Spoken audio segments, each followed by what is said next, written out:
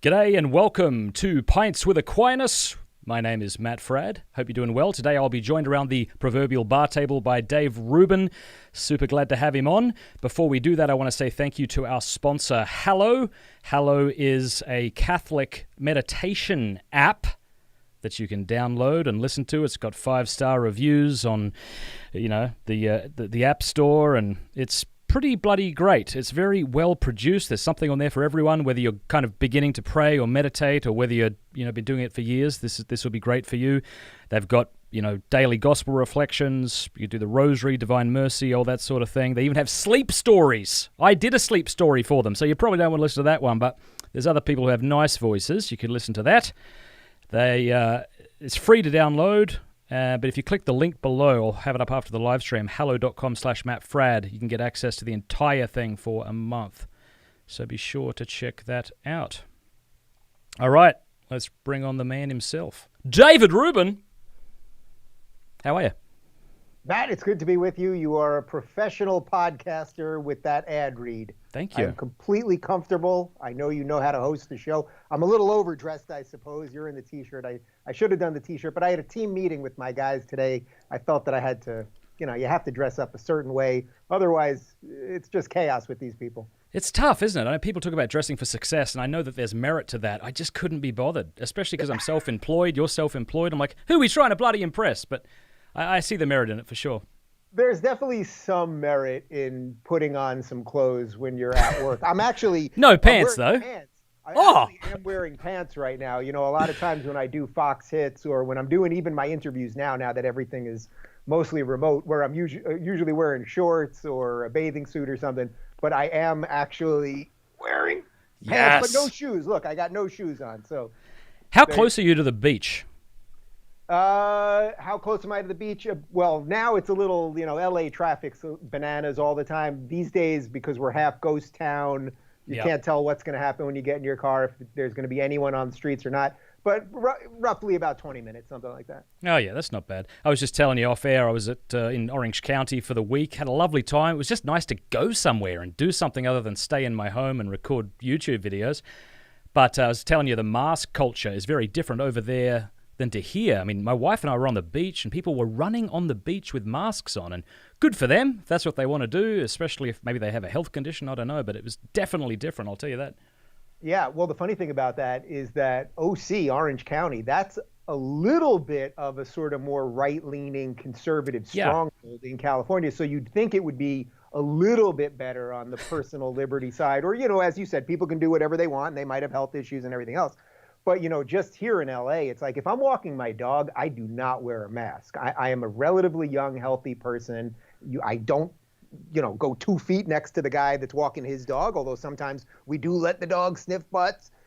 Good. But if you're relatively young and healthy and you're walking down the street, you do not need to be wearing a mask. Especially LA, it's 85 and sunny every day. Like the idea that you're going to walk around with this thing on you. Yes, if you go to a store and their policy is mask, well, you may not be into it, but you got to follow their policy. But we have gone a little crazy with some of this stuff.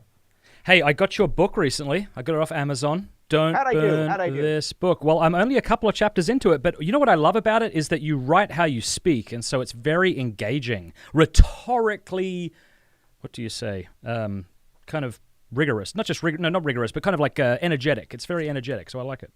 Yeah, well, thanks. I did feel that I should write it the way that I speak. So, there's I do a lot.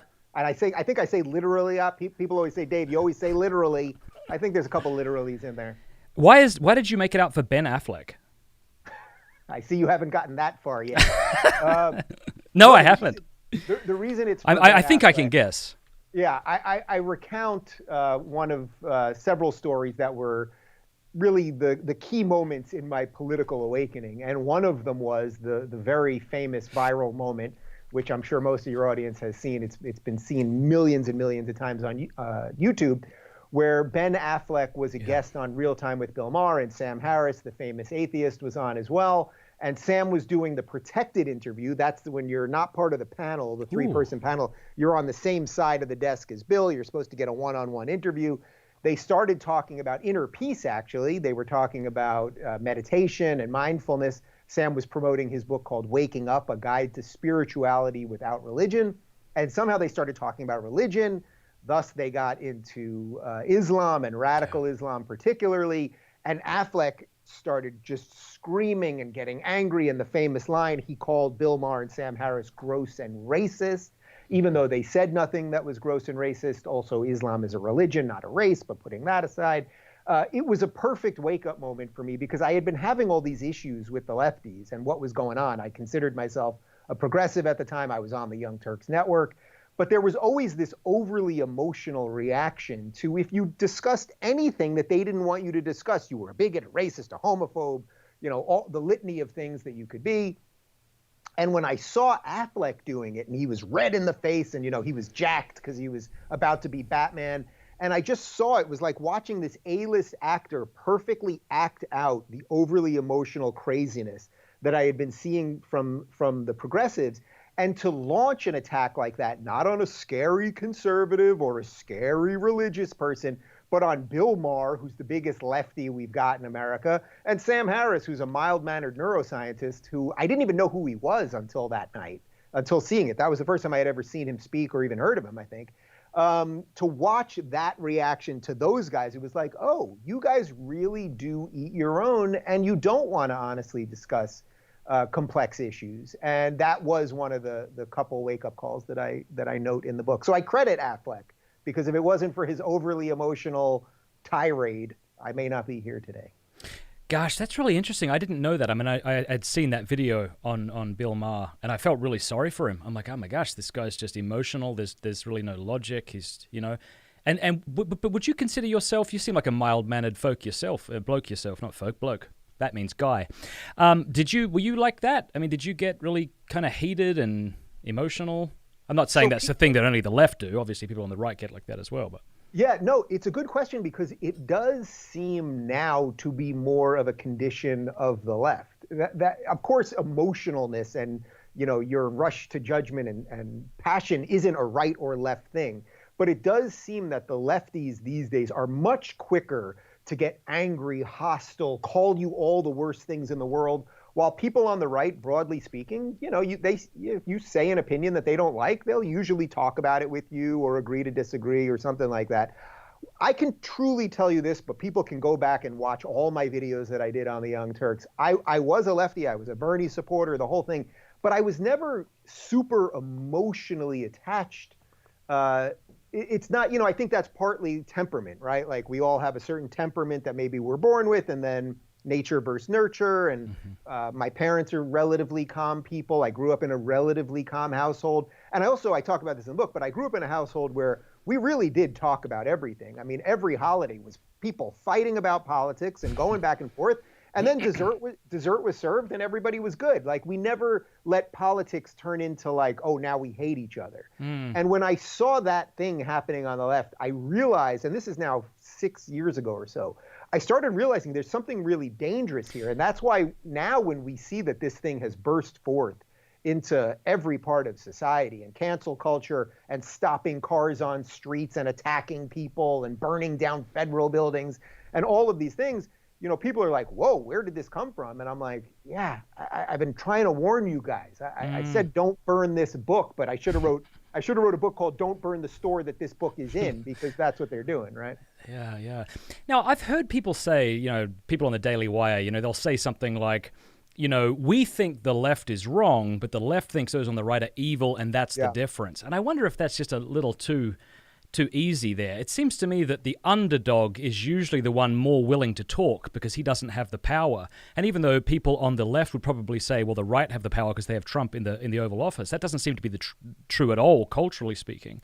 So I wonder if it was the other way around, if you've got mainstream media, big tech, Hollywood, if they were all kind of people who are very conservative, maybe you'd find that the right would be more willing to have open dialogues, whereas the left would be aggressive and loud and shout people down. It just seems too easy to kind of want to canonize one side and say the other are nuts. But I don't know much about politics, so feel free to tell me where I might be missing the point there. Well, I think at the end there you might have actually said that backwards. Because, thank you. Because the left is the one that's shouting people down. The right are the ones. So I think you might have said that backwards. I did. Thank you.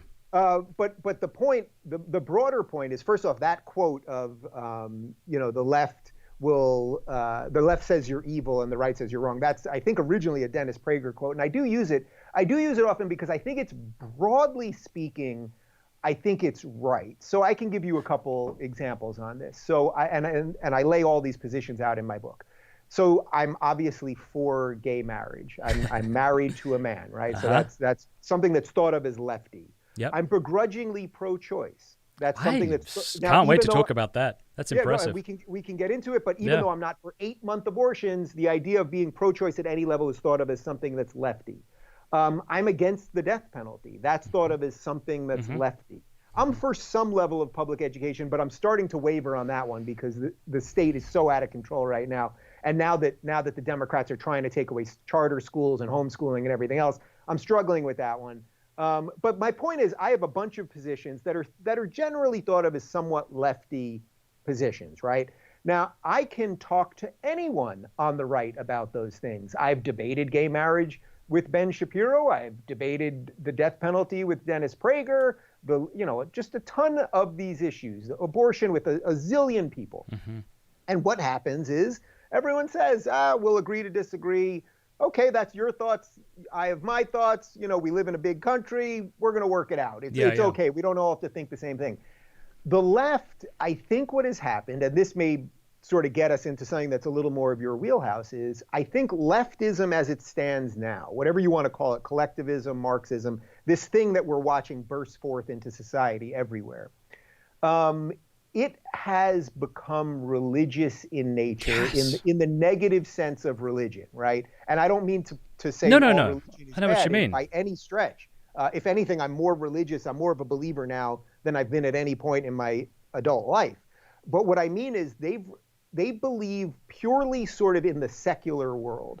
And through that, they think that they can correct humans at all turns. They can eliminate racism. Human nature. Yeah, you can't eliminate racism. There are always going to be racists. Now, you can hopefully illuminate racist people with better ideas so that you take that away. But the idea of eliminating racists, we're going to have to kill a lot of people, right? People are entitled to have bad ideas, and you hopefully can counter those bad ideas with good ideas.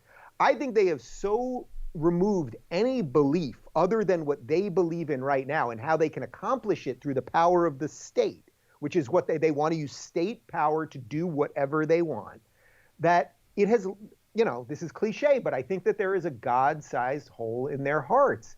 And they then fill that with any sort of secular belief. I was chatting with Peter Thiel a couple of days ago, actually.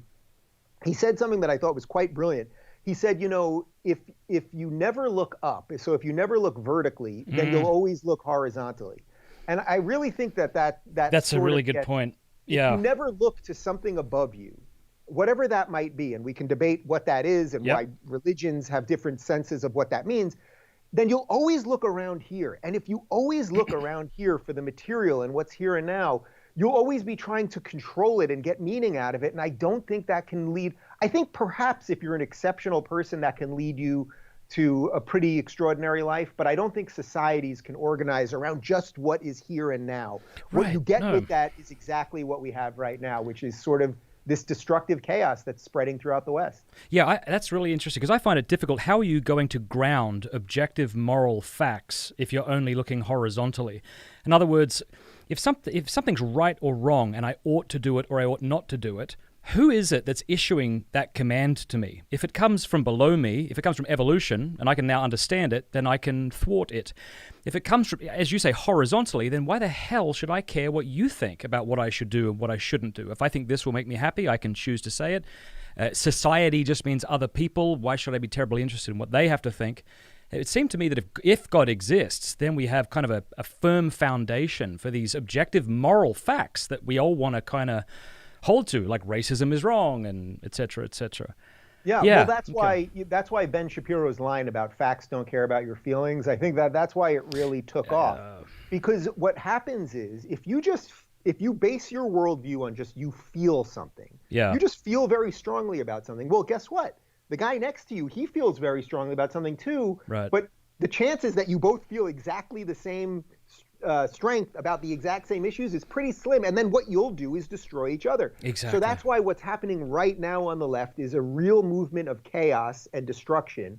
And what I think is broadly happening on the right is a movement of, hey, let's agree to disagree. Let's see if, some of us are real Trump people, some of us are more libertarian, some of us are more traditional conservatives, but let's see if we can piece this thing together and build a society that's open for everybody. But if you base it all in what you feel, well, man, the road to hell is paved with good intentions. I believe most of these people, their intentions are good. I want to eliminate racism. Well, that is a nice thought. I don't think their intentions are to murder people. But, where this will end will be with a lot of gulags and wrongthink and other bad things. It reminds me of Father Zosima in the Brothers Karamazov. He was recounting a story of a woman that spoke to him, and she said, the more I love humanity, the less I can stand the person in the same room with me. It feels like that, It's very easy to talk about fighting for humanity and people's rights and not give a flying crap about the person who lives in the same house as you or your parents or people around you.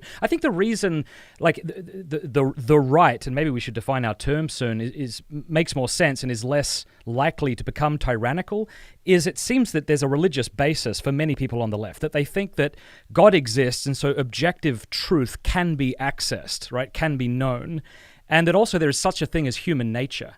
Whereas it seems to me like if God doesn't exist and we're just sort of like this evolved kind of primates on this speck of dust, then we can sort of come up with whatever reality we want to come up with because there's no objective sort of moral facts and human nature isn't really a thing. So I think it's that it seems right to me that I suppose the logic would seem usually to lay on those on the left, only because I think they have like a Christian basis a lot of the time. I would say it has something to do with the you could sort of give a religious framing to this, but I would say it has something to do with the fundamental way you look at the world. I look at the world as it is, not as how I want it to be. I don't need the world to bend to exactly what I think. I can put my thoughts out there. We can have conversations like this. Hopefully someone listening to this will go, oh, Matt's right about that, Rubin's wrong about this, and then piece something together. And then find, for anyone listening to this or watching this, hopefully that helps them find a cohesive worldview that makes sense. But I don't exist on this planet to make someone bow to my views. I believe that human beings are flawed. We all are flawed, and I absolutely include myself in that. So what happens is the people on the left, they think that they can somehow build a perfect system. They will tell you, we're going to eliminate racism, we'll eliminate sexism, we'll eliminate homophobia, and blah, blah, blah. Now, to do that, as I said before, you're going to have to kill a lot of people. They're basically Thanos from the Marvel movies, from Avengers. Thanos knew that there were finite resources in the universe. And what he said is, I will do the thing that no one else will do. I will wipe out half the living organisms in the universe. That's not, but he thought he was the good guy. The good guy doesn't kill half the people. But that's why socialism and communism, when they arrive, they come guised in tolerance and diversity and openness. But what belies, what falls right beneath that is a really totalitarian nature where I think people on the right go, you know what? I'm not perfect. I don't think we can build a perfect system. All you can do is build a system that hopefully will protect people's rights. What they do in their life is pretty much up to them. The other thing that I'm noticing is the way people will use words, to, like, for example, Black Lives Matter. You're like, of course they do.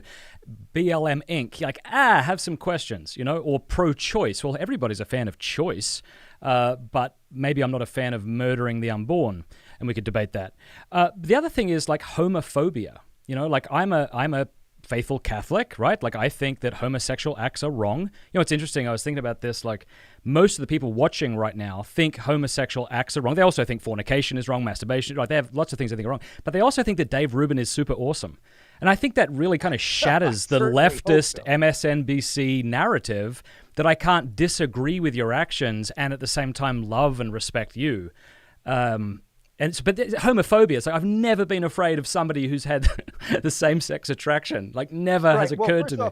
A phobia is an irrational fear, right? So I suspect that if we were in the same room together, you would not have an irrational I don't think so. Fear of me based on one, trait or something like that. Yeah. But yes, they're really, really good about using words that sound right and sound good, but are not. So these are the people that constantly talk about tolerance and diversity, right? Well, tolerance, to any of the people burning down cities right now and attacking people in cars and all of the awful things that we're watching all of these videos of, do they strike you as really tolerant? Do they strike you as really people who would care for a diverse set of viewpoints? Actually, they're totalitarian. They want you to believe and bow to it. I mean, there's literally, I shared a couple of videos on Twitter this morning. There are a bunch of people stopping cars and saying, you can't use this bridge because one of them was, they were literally saying, you're an old white couple, you can't use this bridge. But they're doing it in the name of tolerance. Gosh, does it scare you? Like when you see other people who are that blind to their own ignorance and their own stupidity, whenever I see that, the first thing I think is, crap, what am I blind to? Like that's the first thing I think of, because they clearly don't think that they're blind to something. They think they're doing the right and the moral thing. And then I think, well, I think I'm doing the right and moral thing. Anyway. Well, no, that's a great point. Makes you second guess, doesn't it? I think that's the best thing you could do as a thinking person. And trust me, I do it all the time. Especially on Twitter, where it can sort of bring out the worst of us at different times and you get into fights or whatever it might be. I always think, man, am I suddenly behaving the exact same way I would mock if I was on the other side of the aisle? It's a great question. I try not to fall into those traps, but I'm not going to sit here and tell you that I never do. But I do promise you that I do examine my own beliefs enough and try to challenge them enough. And not just believe them because they make me feel good to believe them. I do try to map them against the real world. And that's why, by the way, what they're doing is so dangerous, to cancel everybody that you disagree with or call everybody a racist and a homophobe. What happens is you silence all the opposing voices that you disagree with, and then you have no way of mapping the world. One of the only ways we have of mapping the world is by saying, I think these things, I believe these things to be true. Now you think these things. Well, now let's look at them together. Let's map them together and go, well, one of us is more correct or one of us is more compelling or whatever it might be. But if you eliminate all of the people against you have no mirror. And now you're just going. So another one of the words that they use, progressive. Well, that sounds right. Who doesn't like progress?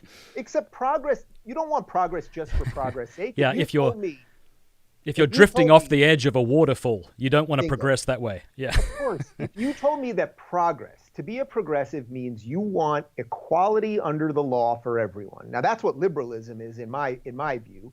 But if you said that's what progress means, to be a progressive is to want everyone in the United States of America to be treated exactly the same by the law, which we are, by the way, then I would say I'm a progressive. But if your idea of progress is, well, we've already passed that, right? We've passed that point where everyone's equal under the law. Now we're going to progress to putting people in a stack. And if you're black, you have this much worth. And if you're white, you're really down here. And if you're Christian, you're way down there. If you're Muslim, you're up here. If you're gay, you're here. None of it makes any sense. But now that's what they tell us is progress. They tell us progress is the exact reverse of what Martin Luther King Jr. wanted. He wanted his children not to be judged by the color of their skin, but by the content of their character. And they have now progressed to the point where that is now racist in essence. So it's the anti-racists who are actually bringing racism into our society in 2020.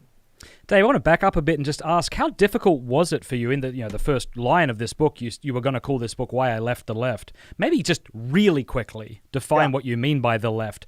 And tell us how difficult that was, because, I mean, right now I'm sure you've got a lot of people who surround you, who love you, who support you, but it's a very scary thing to change not just not trivial beliefs, but deep-seated beliefs. I feel like we all have these. If somebody thinks that the capital of Australia is Sydney, and I say, no, it's Canberra. People don't dig their heels in and get upset.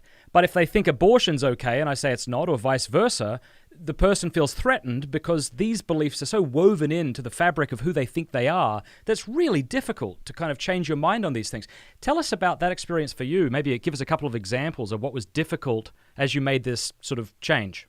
Yeah. Well, first off, I wish I would have got the Canberra reference in before you said it, because I know it. I was there. I did a show. Did a show with Jordan, and I believe we were driving from Sydney. Yeah. And I guess Canberra is right between Sydney and Melbourne. City and Melbourne. So they just put the capital there, and there were kangaroos on the road. I still can't believe it. It's so incredible. Great. It's a great crazy country. What you people are doing. Listen, when I say the left, so let me answer the first part of that first. When I say the left, I broadly mean the set of views that believe the government is the answer to the problems. And then you couple that now with, what do we mean by modern leftism? Well, they want the government to pretty much do everything, right? It can take from whoever it wants to. It can give from whoever it wants to. If there's a problem, whether it's education or healthcare or anything else, the government is always the solution. And then what also leftists mean, and I guess this is probably more of a direct answer if you want to go what's left and right. Leftism is collectivism, that we judge based on groups: black people, white people, gay people, straight people, atheists, believers, et cetera, and then you pick the importance in that hierarchy of how you're going to treat people. So that's collectivism versus on the right, you have individualism, that you believe that people, the only way to really organize a society is around individuals first, and then you can hopefully build something good going up. So I would say leftism is sort of top down and individualism is sort of bottom up. That's a basic definition. Thanks. To really answer the second part of the question, well, when you leave the left, as I did, and in many ways this is the whole point of the book, you will be treated horrifically in ways that will be mind-blowing to you. You will have, and I talk about this, people that are invited to your wedding that will now tell you you're racist, and you'll ask them, well, what have I said that's racist? And they can never tell you. It's just the essence of what you are now is racist, or you're a homophobe even though you're married to a guy, or like the endless amount of craziness. You will get endless hate. You'll be called a grifter and a traitor, or even worse, if you're a black person and you come out, you come out of this political closet and you say, I'm not a lefty anymore, you're an Uncle Tom, you're a coon. I mean, a horrific list of words that they will throw at you. And by the way, every minority feels this. If the second you say, oh, whatever it is that makes me a minority, my sexuality, my gender, my skin color, the second they've got that on you, you are enemy number one, and they will do everything they can to take you out because they need minorities. They need minorities to feel oppressed, otherwise they can't control you. And again, this is sort of the weird thing, that what I found was all I started doing really was talking to people on the right, talking to Shapiro, talking to Prager and Larry Elder and a bunch of people, and all I found was, oh, they're willing to disagree and not chop my head off. Let's keep talking. Really is as simple as that. Okay, so it wasn't terribly difficult. Because it's funny, the Young Turks seemed like an uncool version of the Daily Wire. Whenever I accidentally stumble across Young Turks, I feel a little sorry for them. They just seem like the uncool little brother that really wants to be like the older brother but can't quite manage it. But that must have been really difficult for you, having friends in that area who maybe turned on you. Yeah, I had friends turn on me. In most interviews that I do, at some point someone asks me something about them, and I don't have a need to throw them under the bus. I mean, I think cool, dude. They sort of throw themselves under the bus all the time, so it's not really necessary. But it's funny because we do live in a time where everybody, we're changing the name of the Washington Redskins, we're tearing down monuments, blah, blah, blah. They're called the Young Turks. I mean, the Young Turks were literally the group that committed the Armenian genocide. You can Google it. But for some reason, YouTube doesn't have a problem with them being their premier news partner, but whatever. Hey, what was it like when you quit Patreon? Because that's how I do what I do, Patreon. And I'm scared, I go against secular dogma. Hey, one point to what you just brought up before, because it was so good, about the left, Hollywood, whatever you want to kind of call it, like the new kind of religious dogmatists. It's almost like Hollywood and big tech companies, etc., have become what people accused Christians of being in the 50s and 60s, like boring.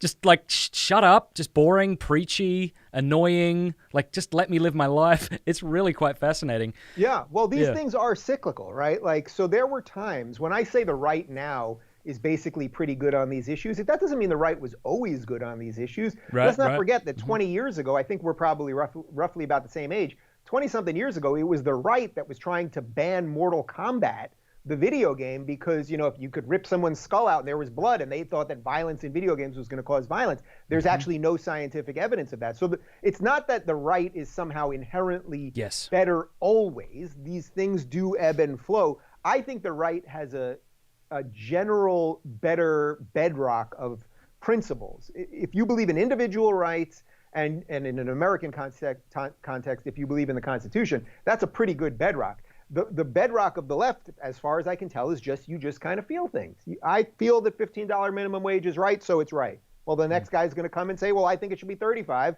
And it's like, oh, well, he must be more moral than you because he picked a bigger number. So that's the asymmetry there. Do you mind me asking about like your relationship with God? Because I know these are difficult and personal things, and I don't mean to kind of get you to talk about what you'd rather not talk about. But you did just say. What did I say to you right before we started? All right, in that case, shut the hell up. I'm going to ask you a question. You said do anything. You said we have a God-shaped hole in our hearts, and I know you were on Justin Briley's show, and you said I don't really consider myself an atheist. Like what changed and what's going on right now? Because my understanding is that you're Jewish. Is that correct? And is this something you're kind of recovering, looking into, or what?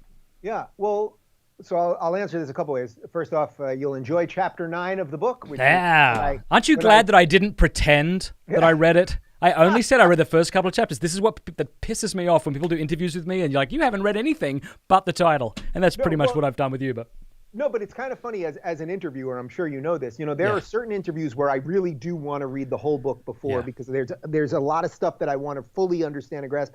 And then there's sometimes where I'll read, a chapter or two. Sometimes I don't read it all because I feel like that will lead me to better questions. It's all part of it. So it's all good. So what I would say is this. One of the things that I have moved on is that you can be an atheist and be a deeply moral, good, righteous, wonderful person. And I know it's cliche to say, well, some of my best friends are atheists, but several of the books that I have on my set right here are written by some of the most preeminent, prominent atheists in the world, from Sam Harris to Peter Boghossian and Michael Shermer and Richard Dawkins, et cetera. I believe these to be good people who want to live in a world that's probably very, very similar to the world that you and I want to live in. And that can work at the individual level. What I have come to believe, and I talk about this in chapter 9, where I talk about being on tour with Jordan Peterson, and this is one of the things that he would hit often, is that for a society to flourish over time, it has to be built on ideas that are outside of it. And by the way, the United States of America, that's exactly how we were set up. Our Bill of Rights and our Constitution, they talk about God-given rights, while at the exact same time, they talk about a separation of church and state. Think how really brilliant that is. They say, we didn't give you these rights, the right to free speech, the right to bear arms, the right to peaceably assembly, and all these things. We didn't give them to you because if we gave them to you, well, we're people, and that means people gave them to you, and if people gave it to you, well, people could take it away. No, people didn't give it to you. God, meaning something else, and we can get into that. That's where the conversation starts getting bananas of how do we all define God. But something else made us free. I believe as a human being, you are born free. That is a God-given right.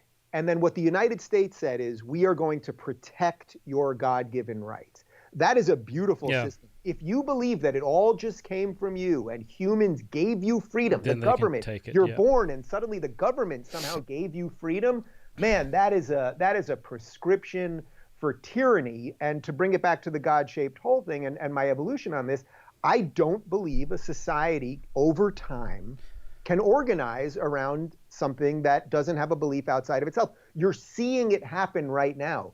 The reason it feels like the secular world is collapsing is because the lefties and what I would say are the disaffected liberals, whatever you want to say, the people who just say, oh, whatever you want to do, you can do it all the time and whatever. Well, that will be destroyed by bad forces, and we're watching it happen right now. But if you believe in something outside of yourself, I think you can organize in a stronger way.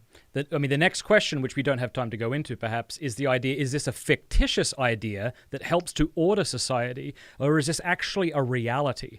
Because if it's only a fictitious idea, it's sort of like with my kids. I tell them, well, it's December, you be good. I don't actually lie to them about Santa Claus or Father Christmas, but suppose I did. That's a fictitious idea that leads them to act in a certain way, namely moral or better behaved, and feel a certain way, namely happy. And who doesn't want to be bloody moral and happy? But the only problem is, I don't want to be moral and happy if in order to be like that, I have to believe something false. Yeah, it's a great question. We could do 6 hours on this.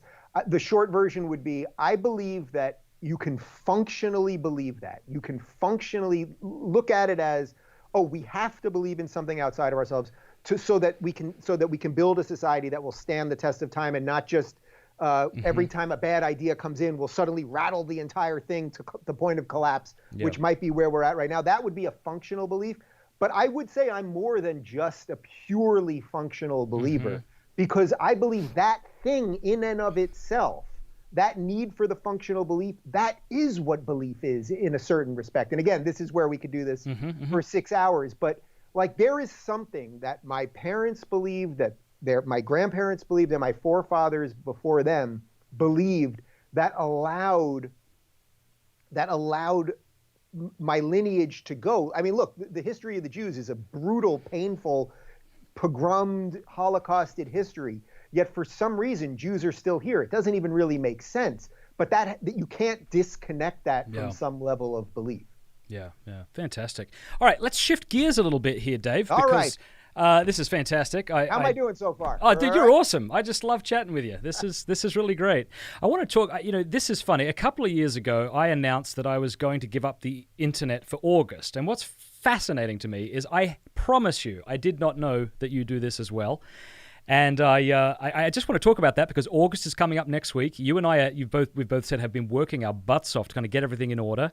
I want to just kind of talk about like why it is kind of we're doing that, how we feel about it, why people might not be able to take a month off, but they might be able to start reintroducing like the Sabbath into their life. A lot of Jews and Christians aren't observing the Sabbath in any sense. So yeah, I mean, feel free to talk about why you started doing that and what that's like. Yeah, well, first off, on the Sabbath part, I do try not to tweet on the weekends, whether it's Saturday and or Sunday, one or the other sometimes, but I do try to disconnect just on that. Every now and again, I've tweeted out, I don't tweet on the weekends, and Shapiro will tweet at me, Ben Shapiro, he's Orthodox Jew, obviously, and I'll say, yeah, well, we've been doing that for 5,000 years, okay, so...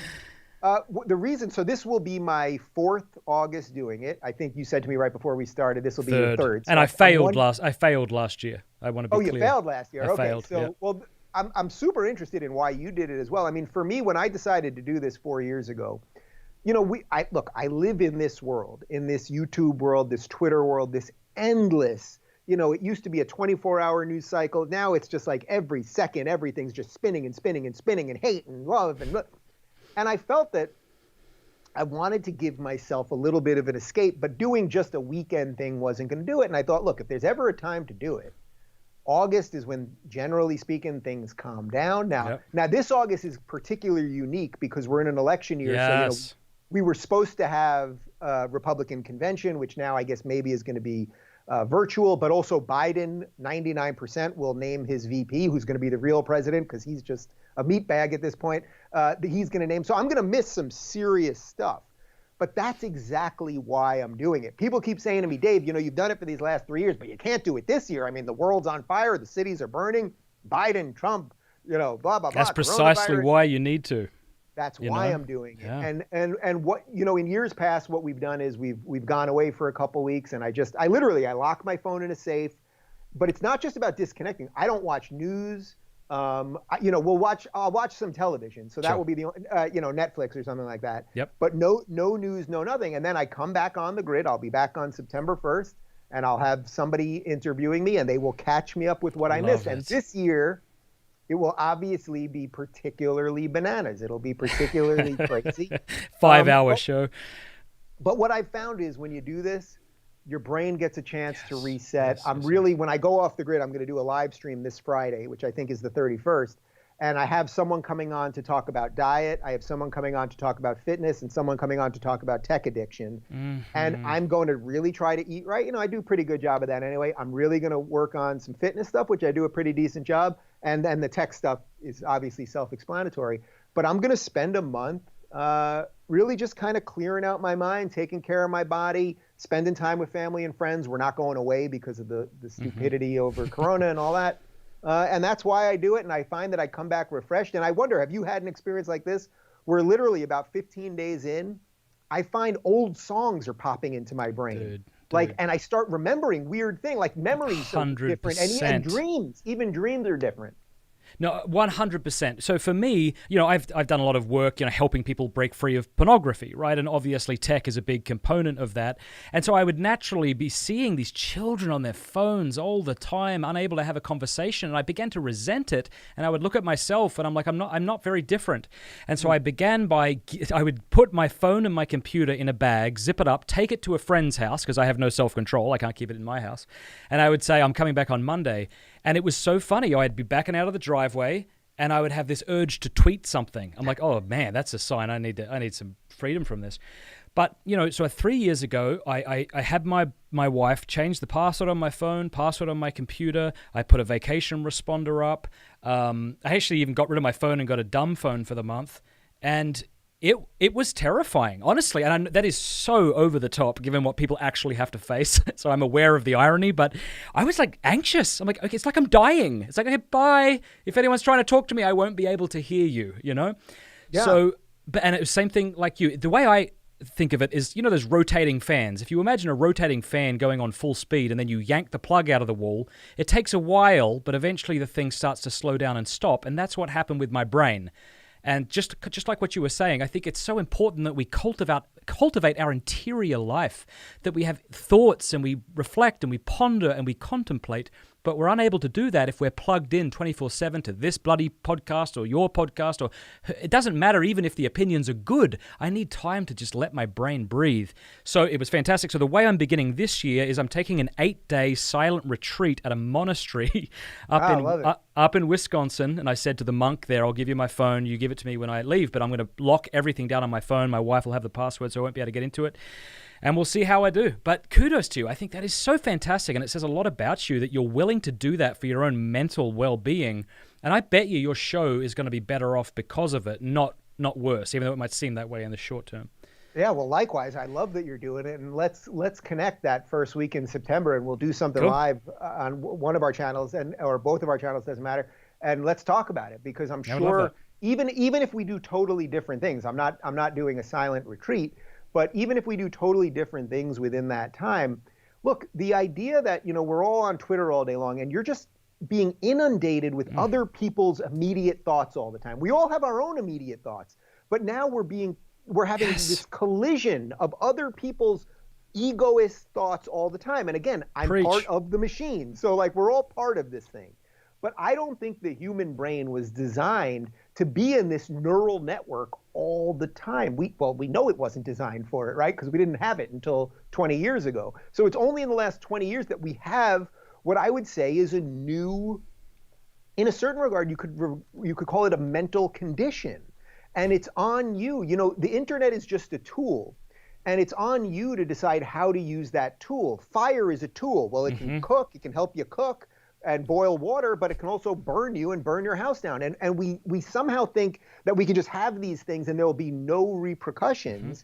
And I know you've done a lot on porn related to this. All of these things that we just have access to all the time. I'm not for banning any of these things, but we have to honestly think how we relate to all of these things, because again, it sort of gets back to what we talked about earlier. We're all imperfect creatures, and especially these days in this technological adolescence, we're being handed this stuff. And 20 years ago, we all signed the Facebook take all our information thing. We don't have a lawyer sitting next to us when we do it. So there's so many interesting pieces to this puzzle. Yeah, that's fantastic. I want to take some questions, if you're okay with that, Dave, from some of the folks who are watching us on YouTube. Let's roll. If you're out there and you want to ask a question here on the live stream, I will click add. I'll put it up on the screen so people can read it. I want to. Why don't we begin by just asking a simple question? I know you could speak a lot on this. But since we've got all these questions coming in, maybe we'll try and keep them somewhat quick. I'll try to be brief. Yeah, I'm trying to think what to ask you. I want to ask you so many things, but how about this? How's Jordan Peterson doing? So I can't say anything that's not sure. Known to the public, of course. I did see him a couple of months back. He did an interview with his daughter Michaela about a month ago, so he's getting there. Getting hooked on these benzos is seriously dangerous. He had a really adverse reaction. I know he just finished his second book, and he will be back, I hope, within this calendar year. But nobody's perfect. He never purported to be perfect.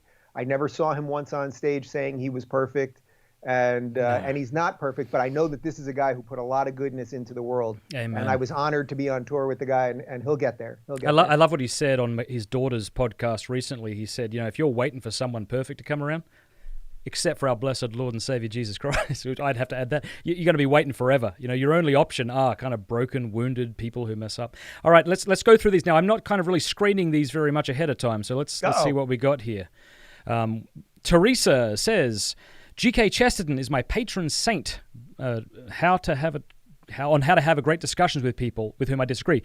Dave, have you ever read Chesterton, or will you? Have you ever heard of him? He's an English convert to Catholicism. No. Yeah, I know who he is, and I don't think I've read any of his books per se, but I get, people send me clips of things all the time, and the memes and all that stuff. I think a lot of it, whenever I hear his name, I always think, well, this is a lot of the stuff that, for whatever reason, I'm okay with conversation. I think that there's a certain type of person. It sort of gets to what we discussed before. You're either wired, I think, for being a little more openness. If we were doing a personality test, I am definitely high on openness, and that allows me to have these conversations. So if you were to tell me that we had some opinion that diverged completely, all right, what am I going to do about it? Am I going to reach through the screen and choke you? It's like, it's okay. Let's talk about it.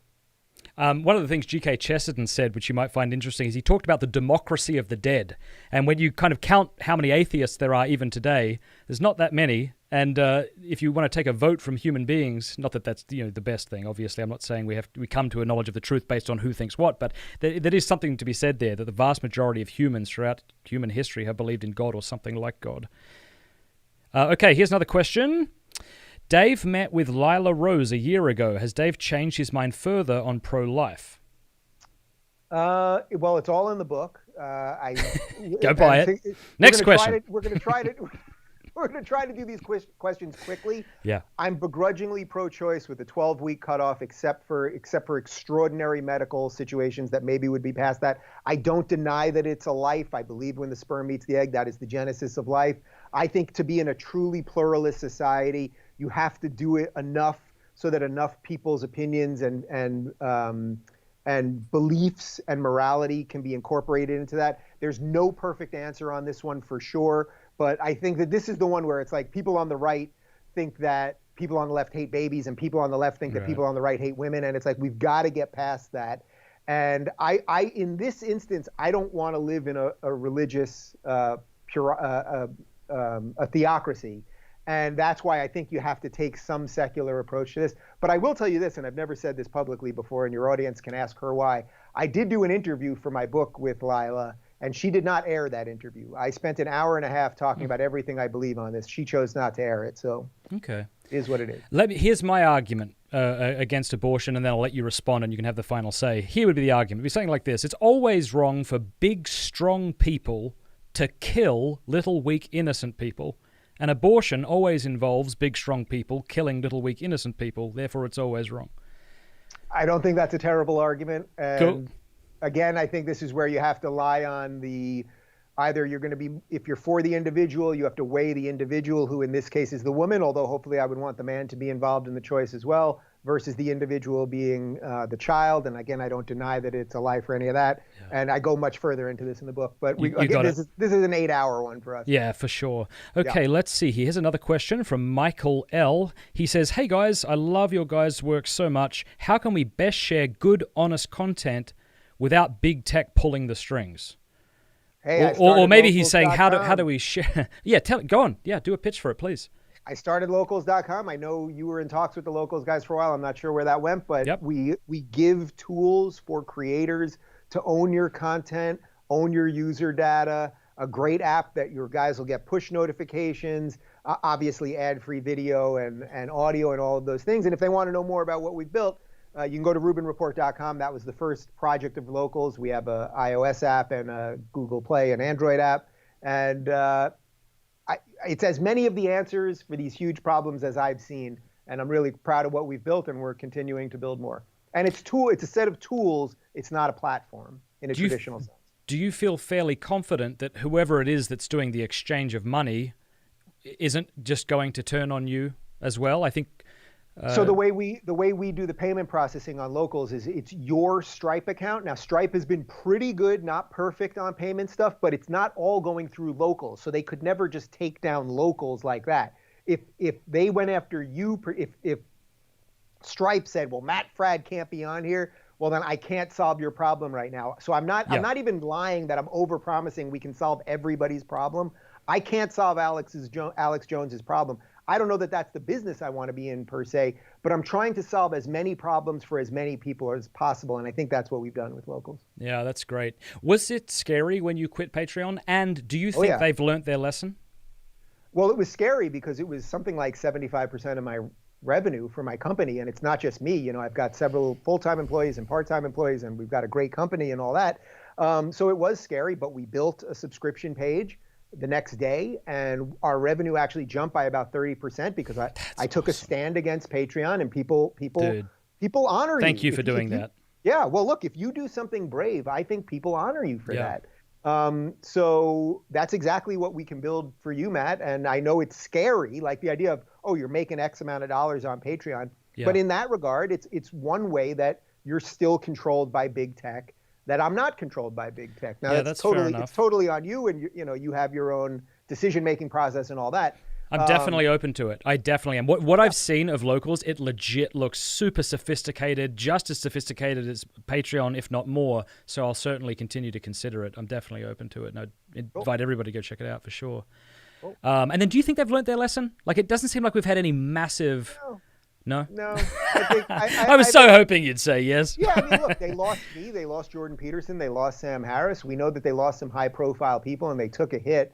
But learn their lesson. I mean, these big tech companies, in many ways, the ideology of social justice or of whatever that is so infected these things that they will all gladly burn themselves down in the name, as opposed to doing what would be right by their shareholders or people that really support them.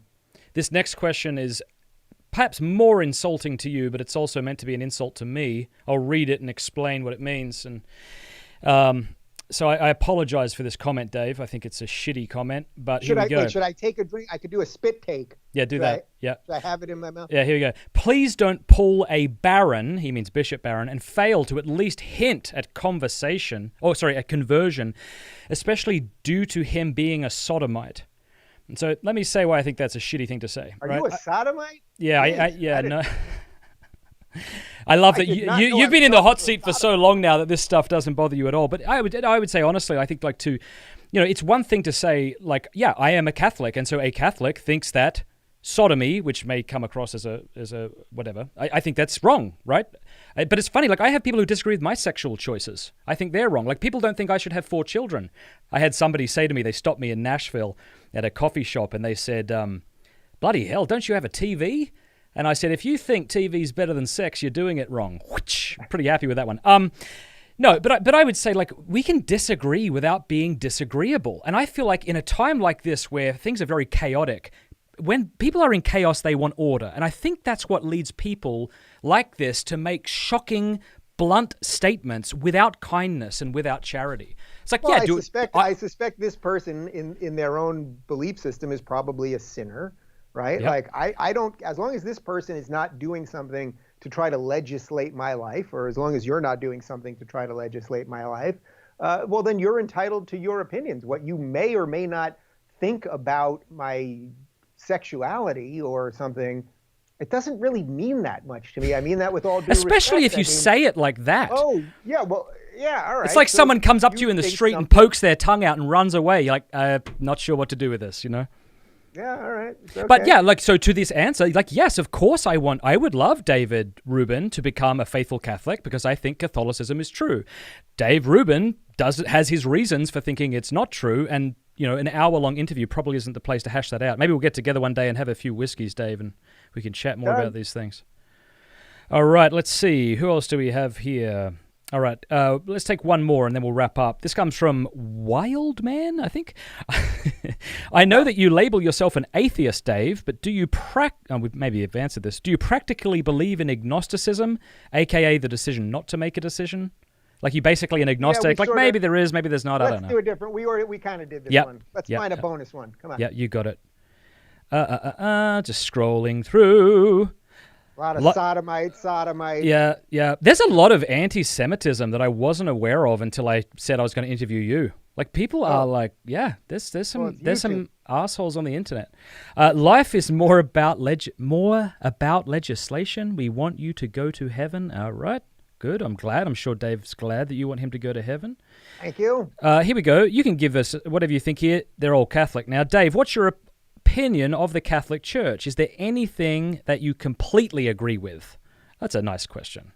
So there's obviously lots of stuff you would disagree with the Catholic Church. What do you agree with? Maybe you're not that familiar with what the Church teaches. I don't know. Well, you referenced, or the other questioner referenced Bishop Aaron before, who I've had on my show a couple of times, who I think is a really excellent communicator of the ideas of the Catholic Church, and I think is a really good person. And of course, yes, we have agreed to disagree on certain things. I can tell you this, that most of my friends who are Catholic, who are believers in Catholicism, are basically good people. I mean, I think they're basically good people. So I mean, you want me to pick like a specific tenet of Catholicism? No. That's all right. I mean, I don't know. I mean, here's a question that you might be able to answer better. Were you surprised just how cool Orthodox Christians were? I mean, because I'm sure there was a time where, like, you were fighting for your so-called same-sex marriage to be, put forth, and I'm sure at that point you were like, what the hell is wrong with all these Christians? Has your opinion of Christians changed as you've gotten to know them? And I don't just mean like liberal, wacky Christians who don't actually believe what the Bible says. I mean people who believe in what Christianity teaches. Well, first off, I never, even when I was a progressive and I was on the Young Turks and gay marriage was being fought for, and there was this like absolute hatred of religious people, I never felt that way, because it's like, if you're going to hate everyone that was against gay marriage, all right, do we all hate our grandparents? Everyone listening to this, their grandparents were not for gay marriage, right? Yep. Like, that's just a thing. It wasn't a thing that was talked about at that time. Now we can have the conversation about traditional beliefs and versus modernity. That's fine. But like, this idea that you have to hate all of these people it's just a crazy idea to me. What I can tell you is this. Last year, I spoke at Liberty University. It is the largest evangelical college in the United States. I spoke at their convocation I think it was on Sunday morning, and it was in front of 14,000 people. 14,000.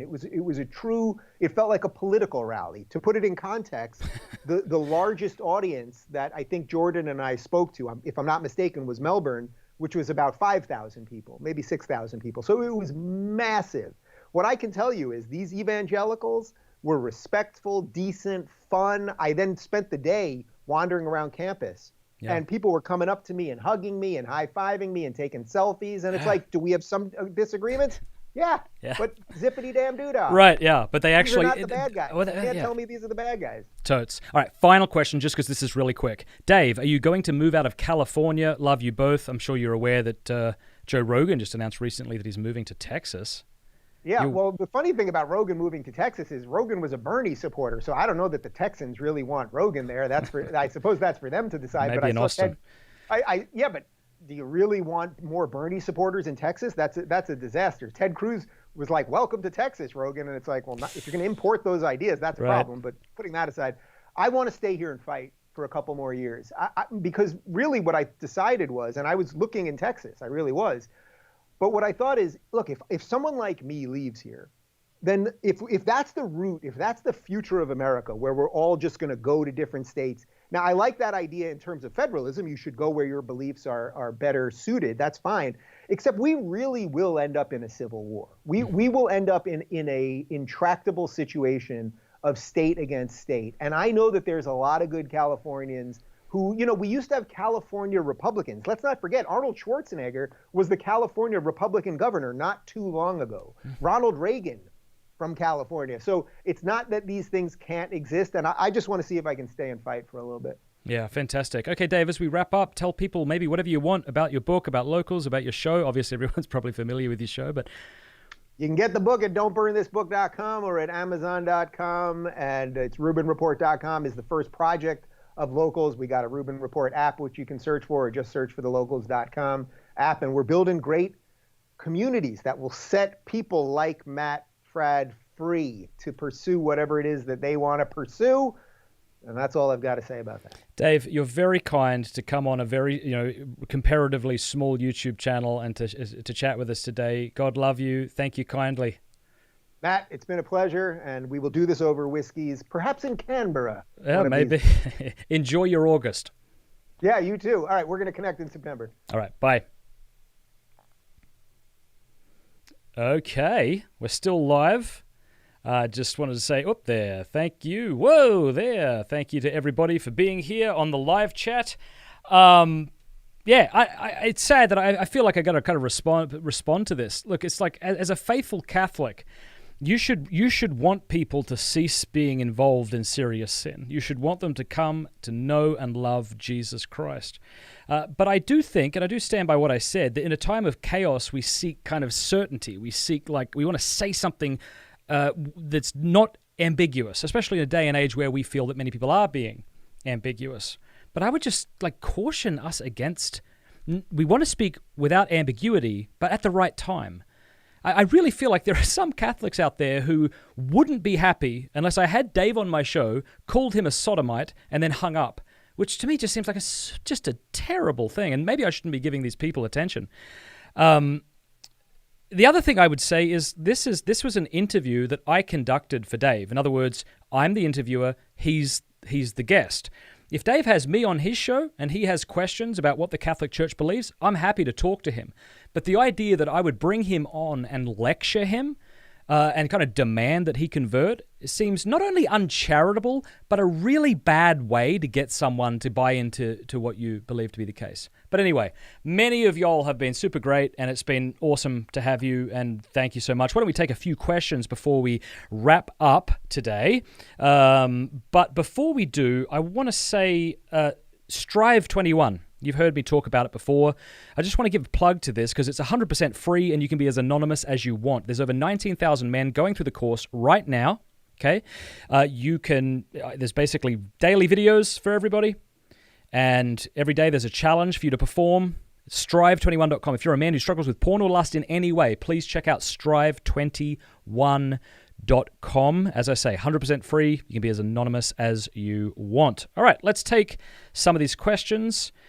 If you have things you'd like to put up here, there's many of you who are speaking, so it's kind of difficult, but I'm happy to hear from you and put your questions or comments on the screen. Teresa says, can't wait to hear you guys talk in September about the tech fast. Thank you very much. Please pray for me. Michael Gormley says, I am so handsome. Thank you, Michael Gormley. If you guys aren't familiar with Michael Gormley, his excellent show is called Catching Foxes, and I'd highly recommend that everybody checks out that podcast.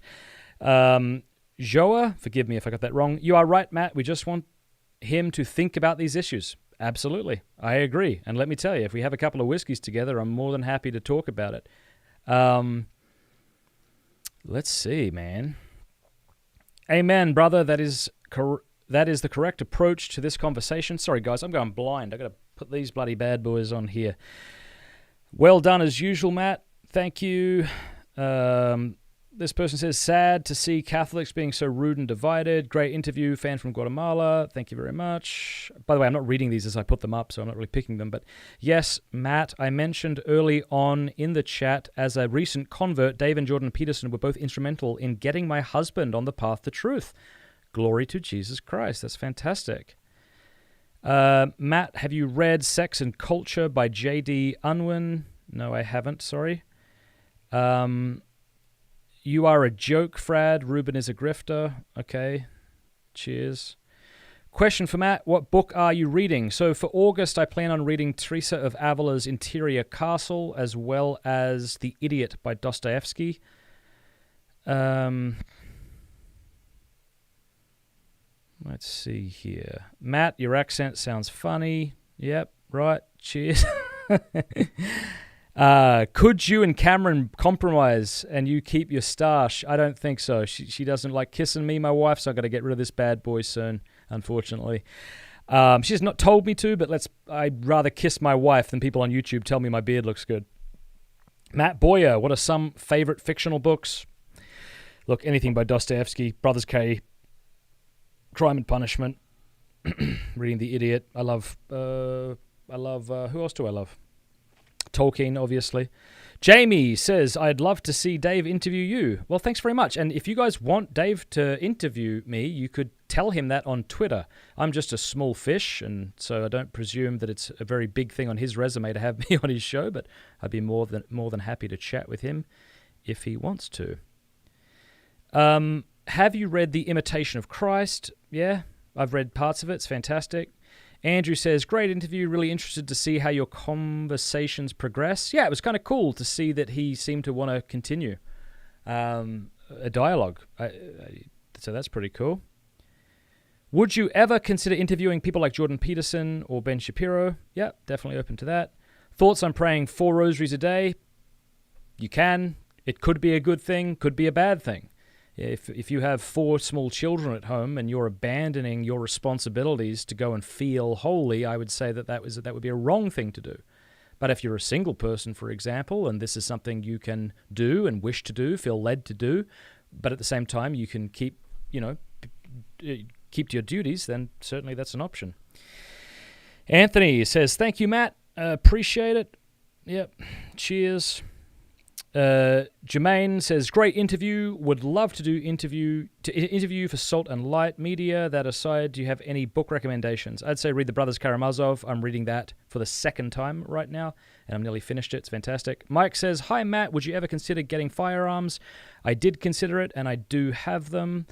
Vitamin D says, hey, Matt, have you heard of Muhammad Hijab? I think he would be a very interesting person to have on. I haven't, but thank you so much. Caitlin says, how do you think we should talk about these controversial issues with people who have different beliefs, i.e. homosexuality and abortion? Well, for one, like to invite somebody on your show, and you've just got an hour to chat with, and to jump into the topic without sort of being transparent about what you plan on chatting with, I think is a bit rude. So, I'd be happy. Actually, no, I wouldn't be happy. I don't think I would want to do a debate on homosexuality. I'm open to it. Like if Dave Rubin actually wanted to do a debate on homosexuality, I'm certainly open to doing it. How do we chat? I think this is true, right? I think it's a cliche, but people don't care how much you know until they know how much you care, right? And so that's why when like a YouTube troll just calls you a sodomite and runs away, it's so unhelpful.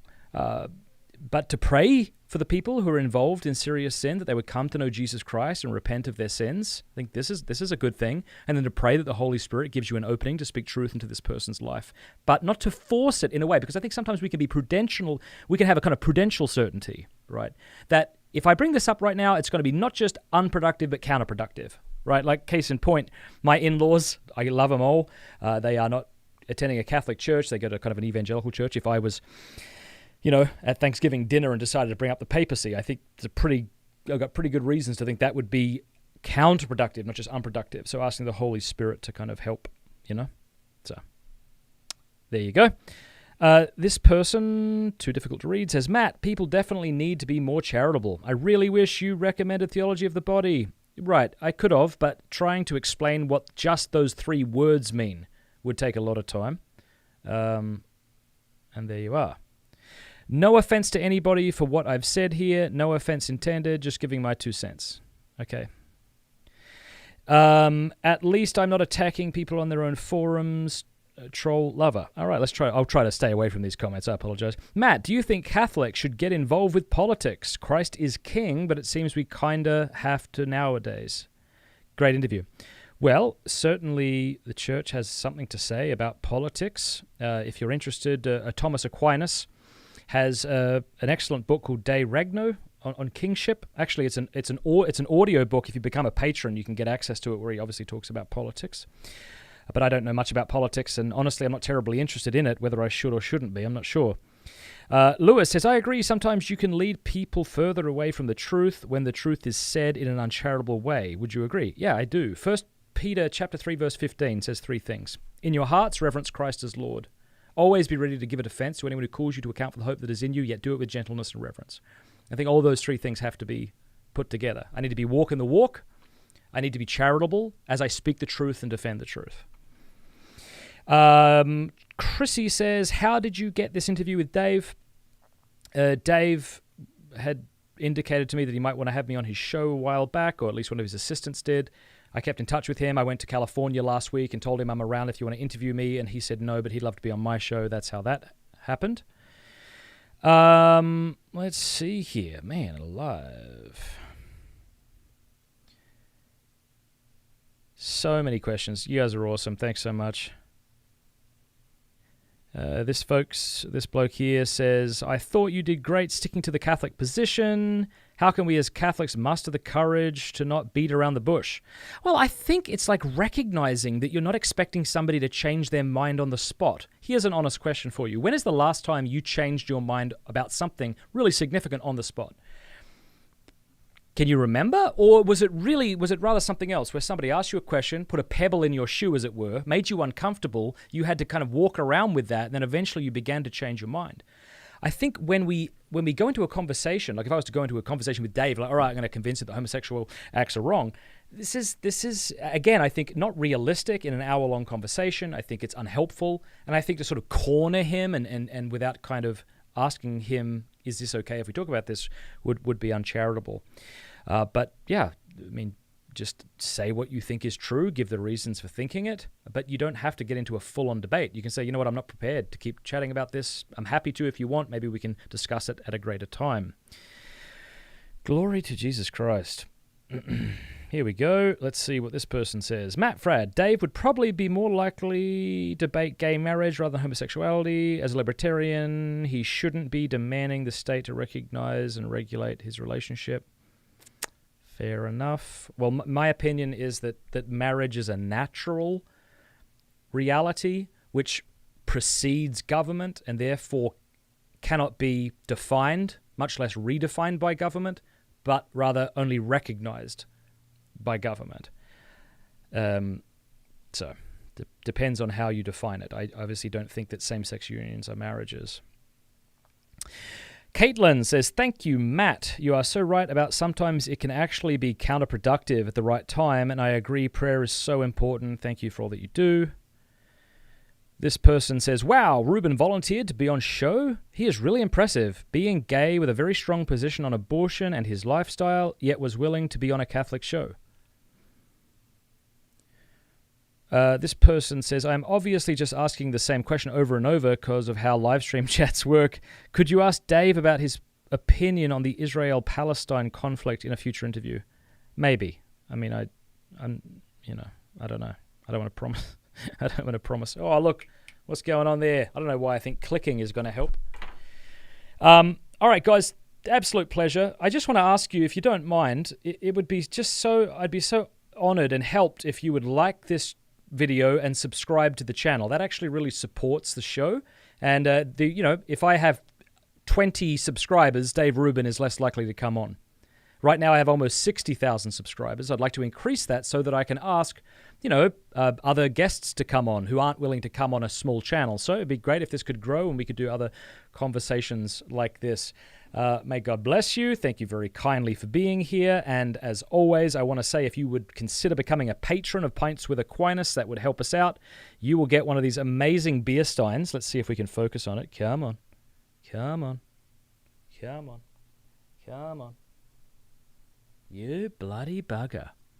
Pints with a... Okay, I'll stop doing it. But we'll send you a beer stein. We'll send you signed copies of my book. We'll send you stickers. You'll get access to an online audio library. We're doing a whole masterclass on the confessions later on this year. You get access to a whole bunch of stuff by going to patreon.com/MattFrad, patreon.com/MattFrad. We also have a Hispanic channel. If you type in Pints with Aquinas Espanol, you'll find it that way. We're doing all sorts of things, and I want to say a big and sincere thank you to all of you who are helping to make it possible. God bless you, and... why don't we close by offering a prayer for Dave? I'm a Catholic. I don't know if you are, but I want to pray for him. Obviously, I want him to come to know and love Jesus Christ. And I just wish him well. So why don't we pray in the name of the Father, and the Son, and the Holy Spirit. Hail Mary, full of grace. The Lord is with thee. Blessed art thou among women, and blessed is the fruit of thy womb, Jesus. Holy Mary, Mother of God, pray for us sinners now and at the hour of our death. Amen. See you guys.